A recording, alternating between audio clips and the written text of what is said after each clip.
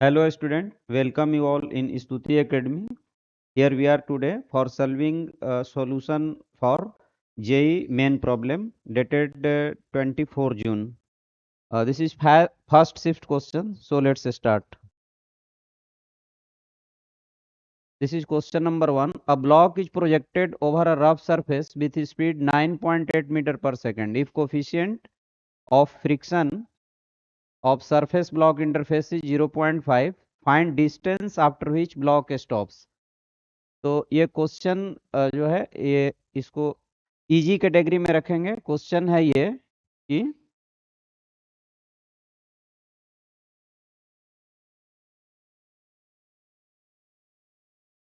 Question है आपका कि एक रफ सरफेस है, इस पर एक ब्लॉक को प्रोजेक्ट किया गया है और ब्लॉक का स्पीड u गिवन है, u इक्वल टू 9.8 मीटर पर सेकंड, ये स्पीड गिवन है। रफ सरफेस है, फ्रिक्शन कोफिशिएंट म्यू की वैल्यू 0.5 गिवन है। तो जब ब्लॉक को प्रोजेक्ट करेंगे तो बैक डायरेक्शन में फ्रिक्शन एक्ट करेगा, यहाँ काइनेटिक फ्रिक्शन होगा जिसकी वैल्यू म्यू इंटू नॉर्मल से हम लोग निकालते हैं। तो काइनेटिक फ्रिक्शन की वैल्यू हो जाएगा 0.5 एंड यहाँ पर नॉर्मल जो होगा वो mg के इक्वल होगा, यहाँ mg के इक्वल होगा। तो यहाँ m इंटू जी रखेंगे तो ये फ्रिक्शन मिल गया। ये फ्रिक्शन ब्लॉक को डीएक्सेलरेट करेगा, तो value of deceleration will be F के बाई एम। तो we have acceleration equal to 0.5 into g हो जाएगा, मीन 5 मीटर पर सेकंड स्क्वायर। तो सॉरी यहाँ पर g की वैल्यू, चूंकि स्पीड का वैल्यू 9.8 दिया है तो g की वैल्यू भी हम लोग 9.8 ही रखेंगे तो आंसर मैच करेगा। तो दिस बिकम्स 4.9 मीटर पर सेकंड स्क्वायर।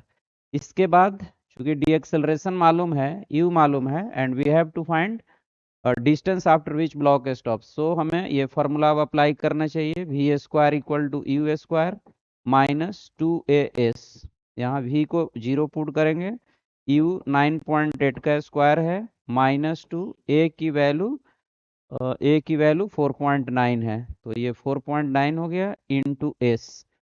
अब यहाँ से हमें मिलता है 9.8 square equal to 2 into 4.9 into S.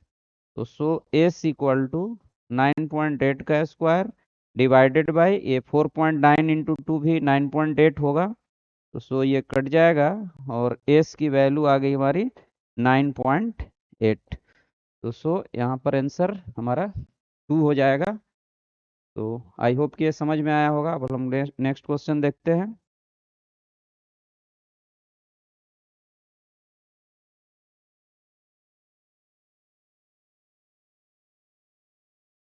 Next question है, two waves propagating along x axis are given by 5 sin omega t minus kx and y2 equal to 3 sin omega t minus kx plus 1.57. Find resultant amplitude due to superposition of two waves. ये दो waves का superposition से जो resultant amplitude निकालते हैं, आप सभी जानते हैं कि रिजल्टेंट एम्पलीट्यूड होगा रिजल्टेंट एम्पलीट्यूड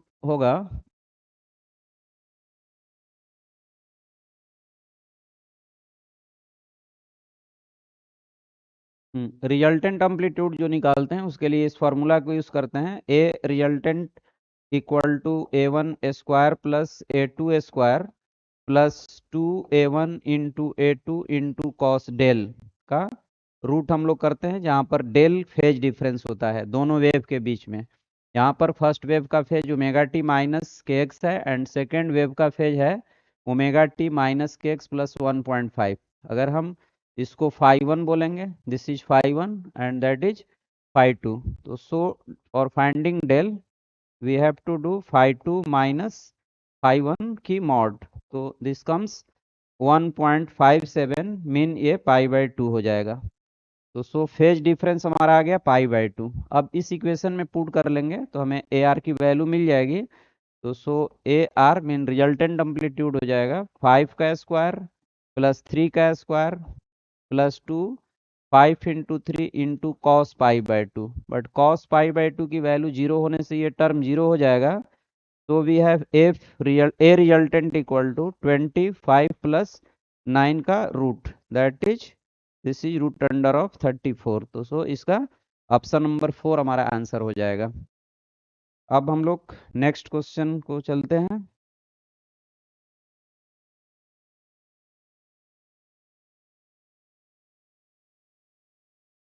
ओके, ये क्वेश्चन नंबर 3 है।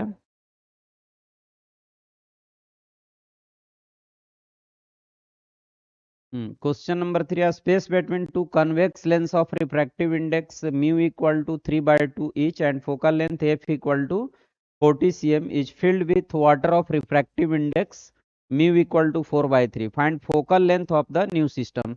ये लाइट का प्रॉब्लम है, मतलब ज्योमेट्रिकल ऑप्टिक्स का कॉम्बिनेशन ऑफ लेंसेज से रिलेटेड है। और ये भी, इसको भी इजी सेक्शन में ही रखेंगे। यहाँ पर देखिए दो लेंस है, दो कनकेव सॉरी कन्वेक्स लेंस है, और इसके बीच का जो स्पेस है, ये स्पेस जो बीच में दिख रहा है, ये जो स्पेस है इसको वाटर से फिल्ड अप कर दिया गया। तो ये भी एक कनकेव लेंस बनाएगा, इसको वाटर लेंस बोलेंगे। तो यहाँ पर तीन लेंस का कॉम्बिनेशन करके फोकल लेंथ निकालना है। एक तो ये लेंस हो गया, ये दूसरा हो गया L1 L2, एंड यहाँ से जो लेंस बना ये L3 हो गया। अब L1 की वैल्यू, इसकी फोकल लेंथ हमें दी हुई है 40 cm, एंड सेकेंड वाले की भी 40 cm है, बट बीच में जो वाटर लेंस इसकी हमें फोकल लेंथ निकालनी होगी। और उसके बाद यहाँ पर जो फॉर्मूला हम लोग अप्लाई करने वाले हैं, F effective equal to 1/f1 plus 1/f2 plus 1/f3। अब f1 नोन है, f2 नोन है, दोनों की वैल्यू 40 cm दी हुई है, बट f3 नोन नहीं है। f3 निकालने के लिए हमें ये रेडियस ऑफ कर्वेचर चाहिए और म्यू की वैल्यू चाहिए वाटर की, जो कि गिवन है यहाँ पर।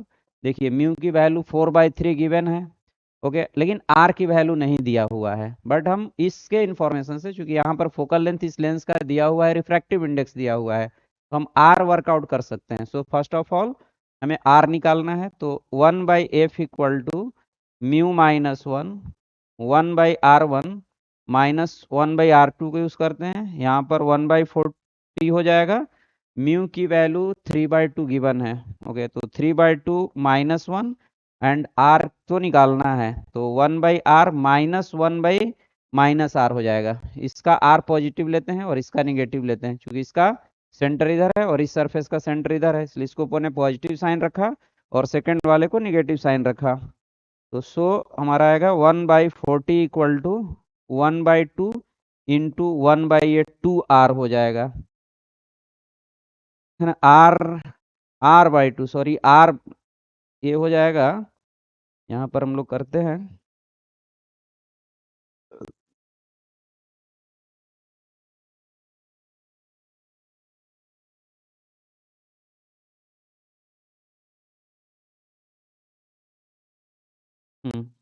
देखिए ये हो जाएगा 3/2 माइनस 1, तो इसको सॉल्व करेंगे तो आएगा 1/40 इक्वल टू 1/2, और ये 1/r प्लस 1/r हो जाएगा। तो इसको सॉल्व करते हैं हम लोग, आएगा 1/40 इक्वल टू 1/2 इंटू 2/r हो जाएगा। तो सो यहाँ से 2 कैंसिल होने से r की वैल्यू हमें 40 cm मिल गई। अब हमें क्या निकालना है, f3 निकालना है। f3 मतलब ये जो वाटर लेंस है इसका हमें एक फोकल लेंथ निकालना है। तो यहाँ पर 1/f equal to mu minus 1/r1 minus 1/r2 formula ही अप्लाई होगा। तो so 1/f3 equal to again mu minus 1/r1 minus 1/r2 को यूज करेंगे। तो 1/f3 की वैल्यू हो जाएगी, म्यू की वैल्यू यहाँ पर 4/3 वाटर को का म्यू दिया हुआ है, माइनस ये 1 हो जाएगा 1/r1। देखिए ये इसका फोकल लेंथ है, इस साइड इस डायरेक्शन में इसका सेंटर है, तो सो ये -1/40 करेंगे, फिर माइनस, फिर इसका इधर की ओर है, तो ये भी यहाँ पर 40 हो जाएगा। यहाँ से 1/3 मिलेगा, ये 1/3 हो जाएगा f3 की वैल्यू। चलिए इसको हम लोग नेक्स्ट स्लाइड पर सॉल्व कर लेते हैं।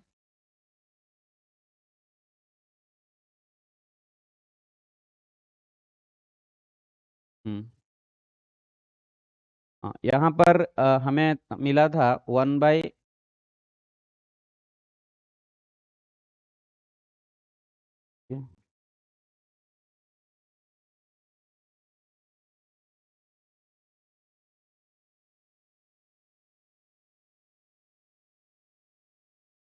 हमारा आया था 1/f3 इक्वल टू 4/3 -1 एंड 1/-40 -1/40। तो 1/f3 equal to 1/3 into 40 LCM हो जाएगा एंड ऊपर -2 हो जाएगा। तो ये 20 टाइम्स में कट जाएगा, तो 1/f3 का वैल्यू -1/60 हो जाएगा। तो इस तरह से हमें 1/f3 का मान मिल गया। अब हमें क्या करना है, एफ इफेक्टिव निकालना है। तो 1/f effective equal to 1/f1 plus 1/f2 plus 1/f3 करेंगे। 1/f इफेक्टिव 1/40, 1/40 माइनस ये हो जाएगा 1/60। तो हमें मिलेगा ये इसका एलसीएम 120 हो जाएगा। 3 + 3 -2, तो 1/fe की वैल्यू हो जाएगी 3 + 3 36 -2, ये 4/120 मीन कट करके ये 30 आ जाएगा। तो हमें fe का वैल्यू मिल गया 30 सेंटीमीटर। तो इफेक्टिव फोकल लेंथ जो होगा, इफेक्टिव फोकल लेंथ हो जाएगा यहाँ पर देखिए जो आंसर होगा इसका 2 हो जाएगा इफेक्टिव फोकल लेंथ इसका।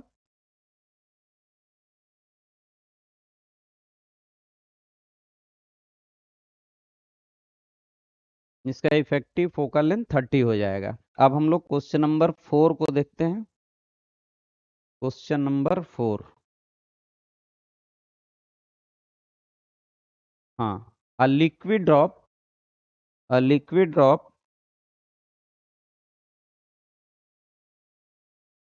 okay, a liquid drop having mass m is in equilibrium in air in presence of electric field E in vertical upward direction. Find charge on drop, हमें ड्रॉप पर charge find out करना है। ये question भी बहुत ही easy है, इसको हम लोग इजी कैटेगरी में ही रखेंगे। बिल्कुल इजी है, इजी कैटेगरी में भी रखने की इसको जरूरत नहीं, इतनी इजी है ये। देखिए यहाँ पर एक ड्रॉप है, a liquid drop having mass m is in equilibrium in air in presence of electric field E in vertically upward direction. Find charge on drop। देखिए इलेक्ट्रिक फील्ड जो है वो E ऊपर है और इस पर फोर्स ऑफ ग्रेविटी mg नीचे लग रहा होगा। अब इस पर चार्ज यदि Q होगा तो जो F इलेक्ट्रोस्टैटिक फोर्स लगेगा Q इंटू ई ऊपर की ओर लगेगा। यहाँ पर Q into E equal to mg हो जाएगा। सो Q की वैल्यू आ जाएगी mg/e। तो यहाँ पर mg/e आया Q की वैल्यू। तो यहाँ पर आंसर हो जाएगा हमारा ऑप्शन नंबर 1। ओके, अब हम लोग नेक्स्ट क्वेश्चन की ओर चलते हैं। नेक्स्ट क्वेश्चन की ओर चलते हैं। देखिए नेक्स्ट क्वेश्चन क्या है। नेक्स्ट क्वेश्चन है हमारा बच्चों, ये करंट इलेक्ट्रिसिटी वाला प्रॉब्लम, करंट इलेक्ट्रिसिटी से रिलेटेड क्वेश्चन है। आप समझ रहे हैं, ये क्वेश्चन करंट इलेक्ट्रिसिटी का है और ये कॉम्बिनेशन ऑफ बैटरी से रिलेटेड है। ये कॉम्बिनेशन ऑफ बैटरी का क्वेश्चन है और यहाँ पर हमें लगाना है कॉम्बिनेशन ऑफ रेजिस्टर्स। ओके, अब यहाँ देखिए ये दोनों रेजिस्टेंस का जब कॉम्बिनेशन करेंगे तो 10 ओम आ जाएगा, दोनों पैरेलल में है। और बैटरी का कॉम्बिनेशन करेंगे तो दो बैटरी सीरीज में है और दोनों इक्वल बैटरी है, इसलिए जो यहाँ पर ई इफेक्टिव होगा हमें 1.5 वोल्ट मिलेगा और आर इफेक्टिव जो मिलेगा वो R/2 मिलेगा। Mean this two battery can be replaced by a single battery of voltage या EMF 1.5 volt and R equivalent R/2, और इसका जो इक्विवेलेंट रेजिस्टेंस होगा 10 होगा। तो इस तरह से हमारा ये जो इलेक्ट्रिकल सिस्टम है ये कन्वर्ट हो जाएगा इस तरह की इलेक्ट्रिकल सिस्टम में। यहाँ 10 ओम लगा देंगे, ये R/2 लगा देंगे, यहाँ पर 1.5 वोल्ट इसकी EMF वैल्यू है। हमें फाइंड आउट करना है इंटरनल रेजिस्टेंस R की वैल्यू, और एक फर्दर इंफॉर्मेशन गिवन है कि ये जो A और B के बीच का, इन दो पॉइंट के बीच का जो वोल्टेज है वो दिया हुआ है 12 वोल्ट। तो हम इस वोल्टेज की मदद से इसमें बहने वाला करंट की वैल्यू निकाल सकते हैं। बच्चों करंट की वैल्यू होगी कितनी, तो अगर इन दोनों एंड के बीच का रेजिस्टेंस 10 ओम दिया हुआ है तो आई थिंक कि I = V/R इक्विवेलेंट होगा। मीन V की वैल्यू हम लोग लिख लेंगे 12 एंड R इक्विवेलेंट 10 है, सो I की वैल्यू 1.2 एम्पियर होगी। मतलब यह है कि इसमें जो करंट बह रहा है उसकी वैल्यू है 1.2 एम्पियर। अब हम इस डायग्राम की मदद से I को इस डायग्राम की मदद से अगर I लिखना चाहें तो I की वैल्यू हमें मिलेगी बच्चों E divided by R load plus R equivalent, ये हम लोग अप्लाई करेंगे तो ये 1.5 हो जाएगा, R लोड 10 हो जाएगा और ये R/2 हो जाएगा। अब यहाँ पर 1.2 रखेंगे इक्वल टू 1.5 10 प्लस R/2। अब हम इसको सॉल्व करते हैं तो शायद हमारा आंसर आएगा 35/2। आप सॉल्व करके देख सकते हैं, ये आंसर आएगा 35/2। अब हम लोग नेक्स्ट क्वेश्चन की ओर चलते हैं। अब हमें हमारा क्वेश्चन नंबर 6 बच्चों, चलिए क्वेश्चन नंबर 6 मैकेनिक्स का प्रॉब्लम है, काइनेमेटिक्स चैप्टर से रिलेटेड है। तो let us see this. Okay, देखिए, a ball takes 6 seconds to reach ground when projected up from the top of a tower. If it is thrown downward with same speed, it takes 1.5 seconds to reach ground. Find time taken to reach ground if it is just released from the top. ठीक है, मतलब ये 3 situations दिया हुआ है। एक situation है कि उसको ऊपर की ओर प्रोजेक्ट किए, दूसरा सिचुएशन है कि नीचे की ओर प्रोजेक्ट किए, और तीसरा सिचुएशन है कि जस्ट इसको रिलीज कर दिए। तो तीनों सिचुएशंस में टाइम, दो सिचुएशंस की टाइम दी हुई है और एक सिचुएशन की टाइम हमें निकालनी है। तो हम तीनों के लिए अलग अलग इक्वेशन लिखते हैं और फिर उस इक्वेशन के थ्रू हम अननोन टी की वैल्यू निकालेंगे। तो स्टूडेंट, आप एक बात देख रहे हैं, अगर आपने जेई मेन की तैयारी करी होगी तो आपको बिल्कुल ये क्लियर लग रहा होगा कि क्वेश्चन का लेवल क्या है। एक्चुअल में क्या है कि when you go through the PYQs तो आप पाएंगे कि क्वेश्चन NCERT कॉन्सेप्ट पर भी बेस्ड होते हैं, लेकिन बहुत सारे कोचिंग इंस्टीट्यूशंस एंड टीचर्स बच्चों को कंफ्यूज भी करते हैं। वे अपने को दिखाने के चक्कर में कुछ ऐसा पढ़ाते हैं जिसका जो रिलेवेंट नहीं है। तो मैं सजेस्ट करूंगा कि जो लोग जेई मेन की प्रिपरेशन कर रहे हैं, जो अपने को जेई एडवांस के लेवल को नहीं समझ रहे हैं, वो पूरी तरह से एनसीईआरटी के आसपास के ही क्वेश्चंस को पढ़ें। और आप प्रीवियस ईयर्स के क्वेश्चन को भी देखेंगे तो क्वेश्चन का लेवल कुछ है नहीं। तो कोई बड़ी टेंशन में रहने की जरूरत नहीं है। टेंशन आप लेंगे तो कोई फायदा नहीं होने वाला है। मैं तो सजेस्ट करता हूं कि HCV बुक को ही अच्छे से बना लीजिए, तो जेई मेन तक कहीं कोई प्रॉब्लम नहीं है। अगर आप अच्छे से उसको ऑनेस्टली करे हैं HCV बुक को, तो जेई मेन में बहुत अच्छा रैंक लाया जा सकता है। वो रैंक कुछ भी हो सकता है। जेई मेन का जो लेवल होता है वो HCV से ऊपर होता ही नहीं है। तो आपका रैंक कुछ भी हो सकता है based on performance in examination, right. तो चलिए हम लोग क्वेश्चन नंबर 6 को भी देखते हैं, और आप स्तुति एकेडमी से जोड़िए। हम लोग इस पर JEE main, RT advance, olympiad, सारे तरह के कोर्सेस लेकर आने वाले हैं। तो चलिए पहले इस क्वेश्चन को हम लोग देखते हैं। A ball takes 6 seconds to reach ground when projected up from the top of tower. When it is thrown upward with same speed, it takes 1.5 seconds to reach ground. देखिए, इसमें 3 सिचुएशन है। एक ये टावर है, यहां से एक block को पहले ऊपर फेंका गया, फिर नीचे फेंका गया, फिर जस्ट उसको छोड़ दिया गया। तो इस सिचुएशन के कॉरेस्पॉन्डिंग जो टाइम गिवन है वो 6 सेकेंड दिया हुआ है। नीचे जस्ट कुछ स्पीड से फेंका जा रहा है, तो उसके कॉरेस्पॉन्डिंग टाइम 1.5 सेकेंड दिया हुआ है। और इस सिचुएशन के कॉरेस्पॉन्डिंग हमें टाइम निकालनी है ना। तो अगर हमें ये हाइट मिल जाती है, हाइट है ना, और इसको जस्ट रिलीज किया गया है, तो अगर ये हाइट मान लीजिए हम कहीं से वर्कआउट कर लेते हैं, तो हमारा सॉल्यूशन हो जाएगा h equal to half GT²। और यहाँ से t की वैल्यू हमारी हो जाएगी 2h by root under of g। ये हमारा आंसर होगा। अब हमें क्या करना है कि ये जो दो सिचुएशंस दी हुई है उससे हमें h की वैल्यू फाइंड आउट कर लेनी है। तो चलिए हम लोग इन दोनों सिचुएशंस के लिए इक्वेशन लिखते हैं। यहाँ पर अगर हम ओरिजिन डिफाइन करते हैं तो h निगेटिव हो जाएगी, u फर्स्ट केस में पॉजिटिव हो जाएगा, एक्सेलरेशन g उसका निगेटिव हो जाएगा। तो जब कभी भी हम इस इक्वेशन का यूज करते हैं s equal to U T plus half A T square का, तो इसमें जो भी वेक्टर नोन होते हैं उसकी डायरेक्शन को भी केयर करते हैं। अगर सभी सेम डायरेक्शंस में है तो सभी के लिए सेम साइन यूज करते हैं, और यदि वे अपोजिट डायरेक्शंस में है तो एक डायरेक्शन को प्लस मानते हैं तो दूसरे डायरेक्शन को हम लोग माइनस मानते हैं। तो देखिए आप यहाँ पर तो u ऊपर की ओर है, इसको पॉजिटिव ले रहे हैं, डिस्प्लेसमेंट नीचे की ओर कराना है जिसको हम लोग निगेटिव में रखेंगे, g भी नीचे है इसलिए हम उसे भी निगेटिव में रखेंगे। तो minus H equal to U into 6 second को 6 यहाँ भरेंगे, प्लस हाफ और माइनस जी 10 ले लेता हूं मैं, और इंटू 6 का स्क्वायर। तो यहां से स्टूडेंट हमें u की वैल्यू मिल जाएगी। अब हमें सॉरी एक इक्वेशन मिल जाएगा h और u में। सेकेंड केस में h भी नीचे है तो माइनस, u भी नीचे है तो माइनस, यहाँ टाइम उसकी 1.5 प्लस यहाँ पर 1/2, फिर g की वैल्यू तो -10 ही रहेगा, और ये भी 1.5 का ये हो जाएगा स्क्वायर।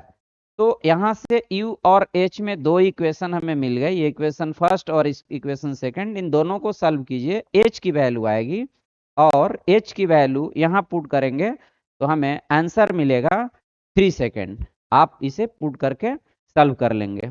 ओके, आई होप कि ये समझ में आया होगा। अब हम लोग नेक्स्ट स्लाइड की ओर चलते हैं। ये हमारा क्वेश्चन नंबर 7 आया। A particle of mass 100 gram is in horizontal circular motion with the help of 2 metre string fixed at one end over a smooth table. Maximum tension possible in string is 80 Newton. If maximum revolution per minute for the particle is given by k by pi, then find the value of k. तो ये भी बच्चों, ये भी problem कहाँ का है? Mechanics का है। मैकेनिक्स का है, ये सर्कुलर मोशन का क्वेश्चन है। क्वेश्चन ये है कि एक पार्टिकल है, इसको यहाँ स्ट्रिंग के एक किनारे से बांध दिया गया है और ये एंड फिक्स है। अब ये ऐसे जब मोशन करेगा तो टेंशन अंदर की ओर वर्क करेगा, एक्ट करेगा, और टी की वैल्यू सेंट्रीपिटल ये फोर्स प्रोवाइड करता है, तो एफ सेंट्रीपिटल टी होगा और ये M omega square into R के बराबर होगा। टी की वैल्यू हमें 80 न्यूटन गिवन है, मास की वैल्यू हमें 100 ग्राम गिवन है, तो इसको हम लोग बदल देंगे, 100 से डिवाइड कर देंगे तो ये केजी में कन्वर्ट हो जाएगा। यहाँ से ओमेगा स्क्वायर, आर की वैल्यू भी देखिए 2 मीटर दी हुई है। अब यहाँ से हमें ओमेगा स्क्वायर मिल गया और ओमेगा स्क्वायर हमें रेडियन में मिलेगा। अब उस रेडियन को यहाँ पर देखिए रेवोल्यूशन पर मिनट में कन्वर्ट करके के बाई पाई से इक्वेट करेंगे। तो पहले हम लोग ओमेगा स्क्वायर की वैल्यू को फाइंड आउट करते हैं, है ना। ओमेगा स्क्वायर की वैल्यू होगा मेरे बच्चों, क्या होगा, ये हो जाएगा ओमेगा स्क्वायर इक्वल टू होगा 80 इंटू, देखिए यहाँ से कट हो जाएगा, 80 इंटू 10 अपॉन 2 हो जाएगा, मिन ये 40 हो जाएगा, मिन ओमेगा स्क्वायर इक्वल टू 400, मिन ओमेगा इक्वल टू 20 रेडियन पर सेकेंड हो गया। ओमेगा की वैल्यू हमें मिल गई, ओमेगा हमें कितना मिला, 20 रेडियन पर सेकेंड। अब इसको हम लोग को कन्वर्ट करना होगा रेवोल्यूशन पर मिनट में। तो अगर हम रेवोल्यूशन में कन्वर्ट करते हैं रेडियन को, तो 2 pi radian equal to 1 revolution होता है, मतलब हमें 2 पाई से यहाँ पर डिवाइड करना होगा, तो ये पर सेकेंड में होगा। तो 20 अपॉन 2 पाई ये रेवोल्यूशन पर सेकेंड हो गया।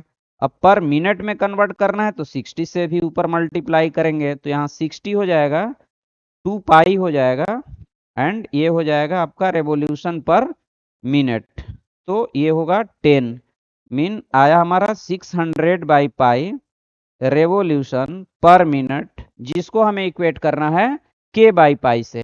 तो ये हमारा हो गया के बाई पाई, पाई से पाई कट गया, के की value comes out to be 600 हमारा पाई की वैल्यू हो जाएगा।